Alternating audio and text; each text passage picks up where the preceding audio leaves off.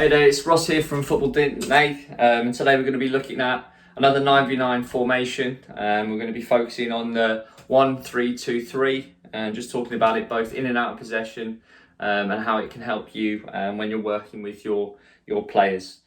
So when we're looking at the in possession formation, from a seminar side is linking to the 3-2-1. Obviously what's now being added for a 9v9 is just those two wide players. So what that means then for your fullbacks or your left back and right back is that space that they're going to have to cover on a bigger pitch will be there too, but they're going to have more support now with those wide players being added on as well. So there won't be as much of an emphasis on them needing to go forward to create width, and obviously it will then mean that the width isn't necessarily going to have to be created from your central midfield players, which when we're playing 9v9, that space is being bigger, and obviously we want to limit how much space is being left in the middle of the pitch too. So you're going to be able to get your width and depth from your centre forward, from your wide players playing high and wide, and then your fullbacks coming out at a different distance. Like we've spoken about with some of the other formations, it's just about making sure your wide players are on different lines to your fullbacks, so we're not getting caught out, when we're trying to play out and we're not receiving straight passes, which will be difficult for players to receive and break through as well. So when you're looking at building from the back, you might encourage your centre back to receive on one side. That might create space then for central midfielders to drop into that space to receive. What you'll talk about is if you're playing against a team that's playing a similar formation to yourselves, and you're playing a 3-2-3, it is going to be man for man. Teams will lock on, whether they stand next to your player might be a tactic that you come across, but teams generally will lock on. So how you're going to get out of that is through lots of rotation between your central midfielders and your fullbacks, between how they move into different spaces to try and get on the ball to drag players out. That's going to be really important.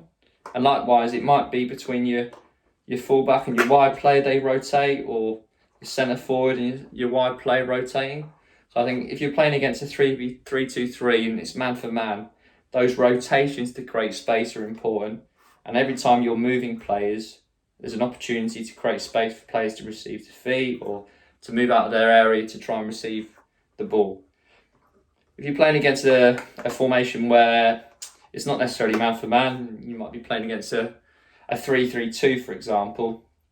That's where that centre back, when you're building from the back, might create space to receive a little bit higher up, or they might be able to receive on the inside of the pitch after going wide as well. So often you'll see full-backs that now will not necessarily receive in the wide areas. Once the centre backs drag out the two centre forwards, there might be space in the middle of the pitch for them to receive the ball as well. And likewise, that's going to create space if the centre forwards go tight for central midfield players to try and receive the ball too. So I think when we're sort of the main thing for me when we're looking at this formation in terms of the benefits will be how you'll be able to exploit wide areas and create 2v1s. So when you're playing out and your fullback's getting the ball and the wide player's getting on the ball, there's going to be lots of opportunities for you to in transition, particularly to get 2v1 situations in wide areas. And you can talk about if your fullback and how he joins, and maybe the team needs to cover round, or a centre midfielder might have to cover that position that's been left. But does that wide player stay wide? Do they make underlaps? Do they drive inside and they make overlaps? Does the centre forwards, if the centre wide player's dragged him off, does he make opposite runs and makes runs down the channels as well to create that space too? And that's again, if they're moving fullbacks, that's where that space is going to be in behind as well. But there's going to be a great deal of emphasis on combination play and 1v1s in those wide areas. So I think particularly for your fullbacks and for those attacking players, these formations are going to be brilliant for you to work on. And likewise, you're going to get lots of support around how to work with a front three, and if one drops in short and drags, how they then make runs in behind. And the same for your centre midfielders around if one goes, does one stay? How do they move off players? Do they receive behind initially and then go to try and create space? Do they receive a little bit wider? So there's lots of things that you can talk about within your group about the in possession. When we're looking at our possession for this formation, if we were to focus on a 3-2-3, this formation for me is brilliant in the respects that if you're playing against a 3-2-3 as well, you can go man for man. But if not, because you've got 5 players in the attacking half of the pitch, when you're pressing, you can now really focus on, okay, how we're going to press together, and maybe you start encouraging your fullbacks to get higher to stop players from being able to receive and play forward facing, which will often happen. Goalkeepers might play and beat the first line. So does your centre midfielder go across, or is it the responsibility of the fullback to go and press? Which the risk is, obviously, you're going to get 1v1s, but again, from a teaching perspective, it's going to be fantastic to expose your centre-back to 1v1 defending and to have to cover the spaces and make recovery runs too. But this formation is brilliant at getting on pressing and how you press. Some teams will press with 2 centre-forwards and their central midfielder, the centre-forward dropping into the space, and so they kind of making it a 3-2. Or you might go, right, we're going to dictate play and force play one way through our centre forward, and then we're going to try and trap them on one side of the pitch as well.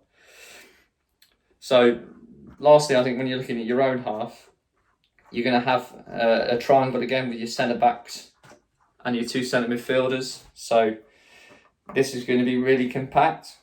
And it may be that you speak to your wide players about coming in and making it a 3-4-1 when you haven't got the ball. Obviously, having those 4 players in there, it's going to help you defend and potentially deal with 2v1s, 2v2s in wide areas. But also you can make sure the central midfielders are really compact because they're not having to cover that space out wide. I guess the risk in transition is, if you're caught in the counter-attack, is if these players get dragged out, is that there's going to be spaces in the middle of the pitch, which potentially are going to be left. So there's a great deal of emphasis on wide players recovering back, or if they're staying high when you haven't got the ball, how much space the centre-backs and the full-backs cover to deal with wide areas to ensure there's plenty of players at the back too. So really, to summarise, when we're in possession, you're going to be able to create your width and depth for your centre forward and your wide players. You can talk to your central midfielders about how they're going to create space together to receive the ball. Also how you're going to use overlaps and underlaps and combinations in wide areas to get success. But also out of possession, you're going to be able to really focus your team on pressing and winning the ball back due to the numbers. And then it's just the conversations around how do you get your central midfielders to defend space in this position, or do you get your fullbacks to go and deal with those longer passes that goalkeepers may try and play. And lastly, most importantly, that transition of wide players getting back and instilling that discipline and that work ethic to recover for the team, so you don't get your central midfielders going out, which will expose you in those middle areas of the pitch.